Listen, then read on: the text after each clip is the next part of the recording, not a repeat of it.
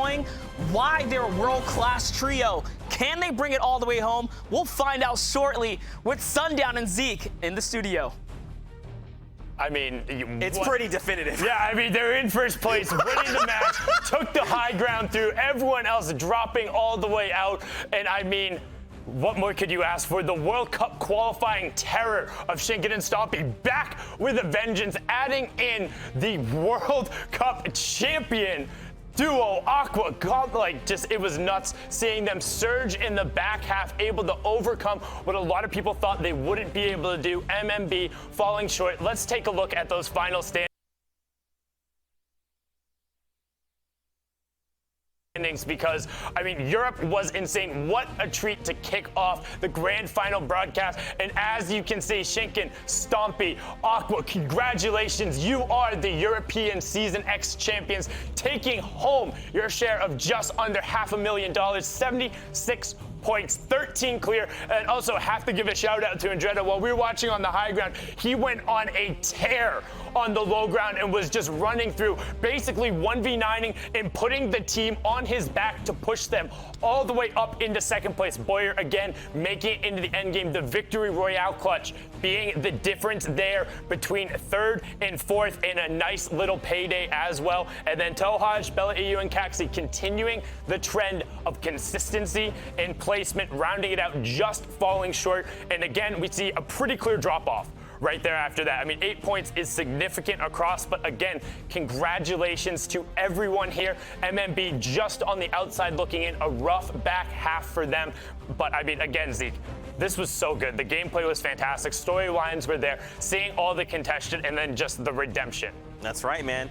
World champion is now Season X champion. You'll love to see it. Let's also take a look at the next page, see who came in at top 20. Don't forget, everyone has worked hard to make it here. Let's celebrate all players across EU. Hoppy, Clement, and Bad Sniper. Clement with insanely clutch plays coming out of yesterday. Some of the most amazing highlight reels. Red Rush, Zypan, Left Eye. Here are your top 20 coming out of the Season X Fortnite Champion Series.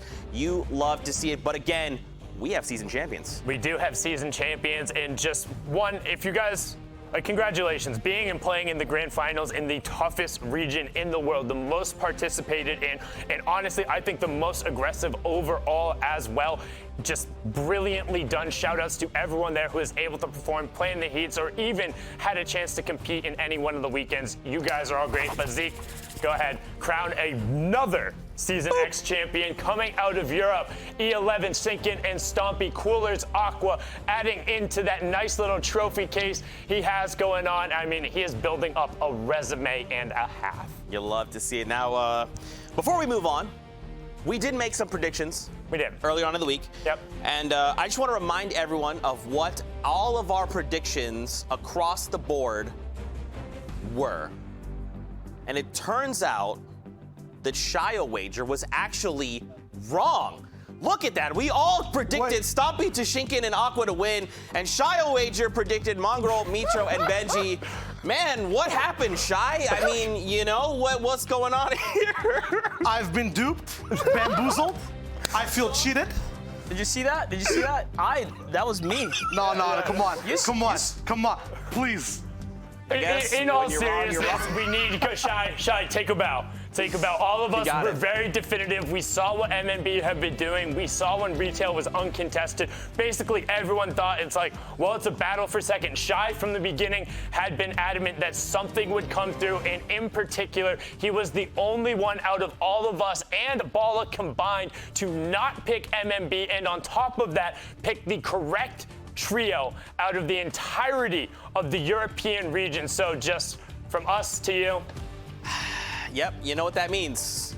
I guess we have to return the tub of mayonnaise we got. Stop it. No instruments on the set, Zeke, but we do have a winner package coming out from the E11 duo and the World Cup duo champion, Aqua. This is a trio that is able to execute on their game plan. They're about consistency through the end, taking fights when needed and making sure they close out the fights. And the key is, too, if you notice the names they're taking out at the end, they're very consistent. They're directly impacting results by picking up people who are right there, because you were seeing roughly the same 5 to 10 teams making it consistently through to the end, and they were better than all of them.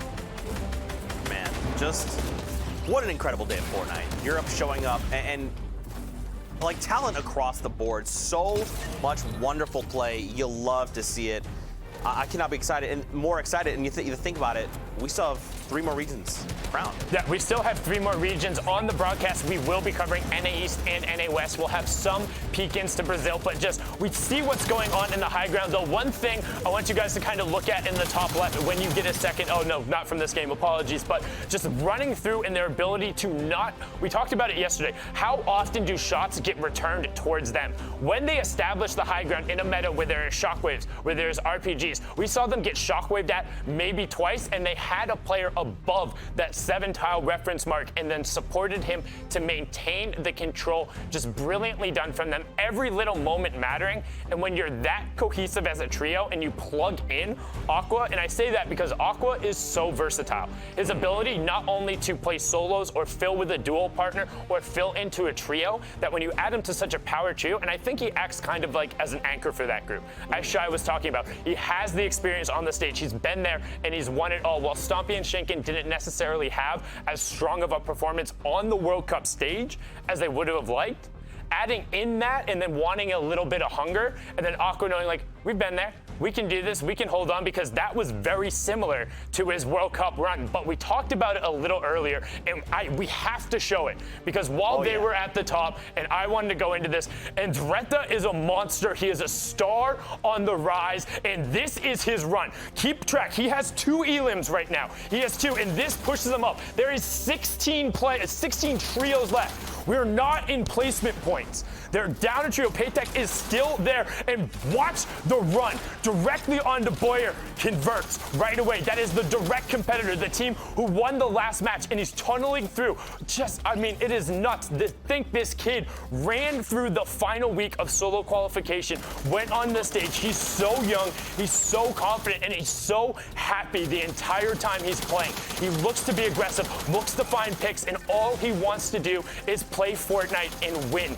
Just finding these angles. Now into the first round of placement points. Keep an eye on the points in the bottom left. Drops into the box. This is Bella EU, Tohaj, and Kaxi, another trio who is directly against. Dropping Daedra, another trio who is up on that board. This is the direct competition. You want to know how to make plays and to close it out in the clutch factor. This run is absurd. Like, he's only had 2 elims, but he set himself up so well to then continue running it out, Zeke. I mean, just watch. And this is the first moment right there where he even got any builds. And it's only 6, by the way.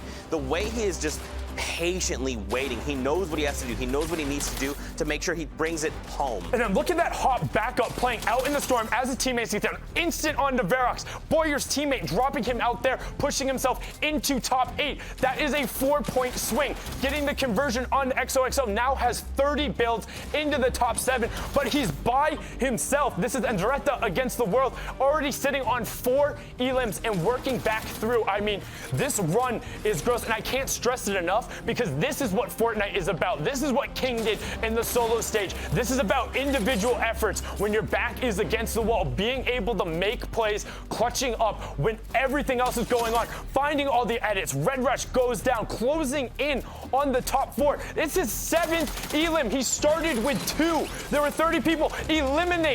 Full eliminates Tohaj, who's right there to push into top 4.